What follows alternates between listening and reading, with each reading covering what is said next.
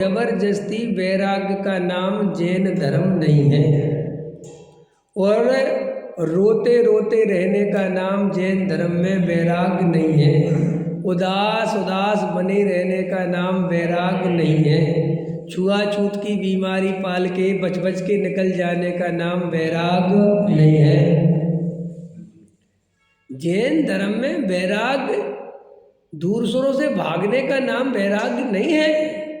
अपने में इतना जाग गया आदमी, अपने में इतना आनंदित हो गया आदमी, अपने में इतना आनंद से भर गया आदमी कि दुनिया के विकल्प टूट गए, इसका नाम वैराग्य है। आप अपनी फैक्ट्री पे जाते हो और आपका काम धंधा चोखा चल रहा हो, है?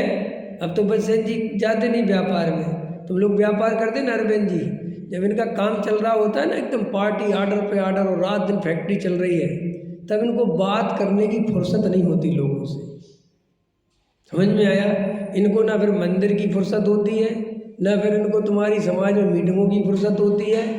समझ में आया? क्योंकि बहुत काम चल रहा है उदाहरण के लिए, और काम में इतना पैसा आ रहा है। एक पार्टी ऐसी मिली है कि रोज का 10 लाख का माल बन रहा है और 2 लाख रुपए दिन की कमाई हो रही है। समझ रहे? उदाहरण के लिए इतना आनंद बढ़ रहा है तुम्हारा। अब तुमने समाज में जाना आना उठना बंद कर दिया तो तुम बैरागी हो गए। एक प्रकार से बैरागी हो गए कि नहीं हो गए? कि कैसे?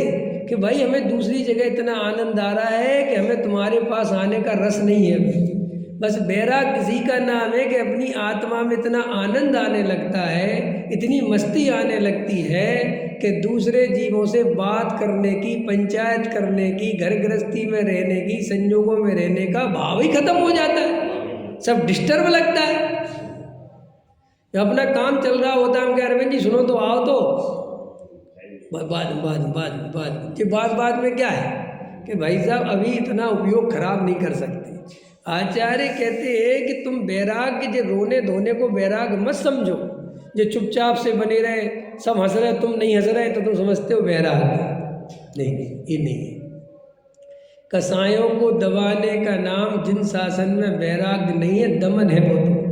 और दमन करने वाला व्यक्ति बमन करने वाले से ज्यादा दुखी है। देखो उल्टी हो जाए तो ज्यादा राहत मिलती है, वॉमिटिंग अगर हो जाए तो ज्यादा राहत मिलती है अपितु नहीं करने से। ऐसे ही तुम जो विषय भोगों की वासनाओं को जितना दबाओगे, जितना दमित करोगे, उतना तुमसे ज्यादा दुखी आदमी खोजना मुश्किल है। अभी तुम देखो कुंभ का मेला चल रहा है, ठीक है? साधुओं की गुस्सा देखो तुम, इतनी गुस्सा तो आम आदमी को नहीं आती जितनी उनको आती है। क्यों? क्योंकि बिल्कुल उल्टा जीवन जी लिया है, बिल्कुल चक्र उल्टा घुमा दिया है, अंदर से पागल हो गए, क्षोभ भर गया है। साधना के नाम पर वन जंगलों में भटकते भटकते थक गए, कुछ अंदर का आनंद मिला नहीं। गांजा बीड़ी सिगरेट पी के डले रहते, नशा करे रहते, भूले रहते हैं। ये जनता उनको देखने मिलती नहीं है। समझ में आया? बहुत अंदर से क्रोध से भर गए।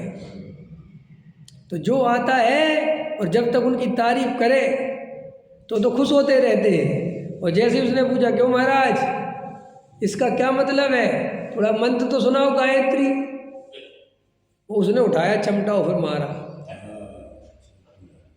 आज तो भी एक अपने साधु का आया, अभी वीडियो सुबह सुबह देखा मैंने, वो पिटाई कर रहे कि पकड़ के कॉलर पकड़ के, एक हाथ में पिछली और एक हाथ में कॉलर पकड़े उसकी, कह रहे तू तो इधर आ।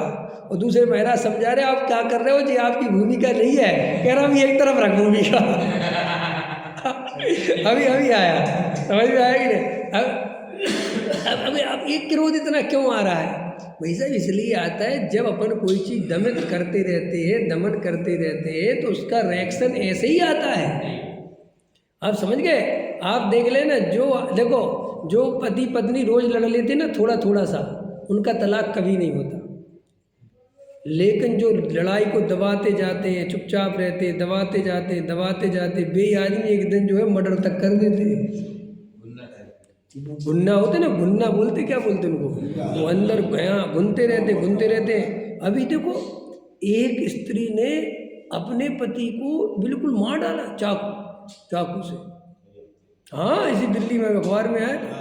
क्योंकि वो रोज घूमती रही, रोज वो दारू पी के आता था, वो रोज कह पाती नहीं थी, वो अंदर ही अंदर अंदर ही अंदर अंदर ही अंदर अंदर ही अंदर अंदर ही अंदर चलता चलता चलता, और वो एकदम ऐसा भर जाता है क्रोध कि उसने ऐसा चाकू उठा के सीधा गर्दन पे मार दिया, उसके मर गया। और बाद में वो कह रही मैंने क्या कर दिया।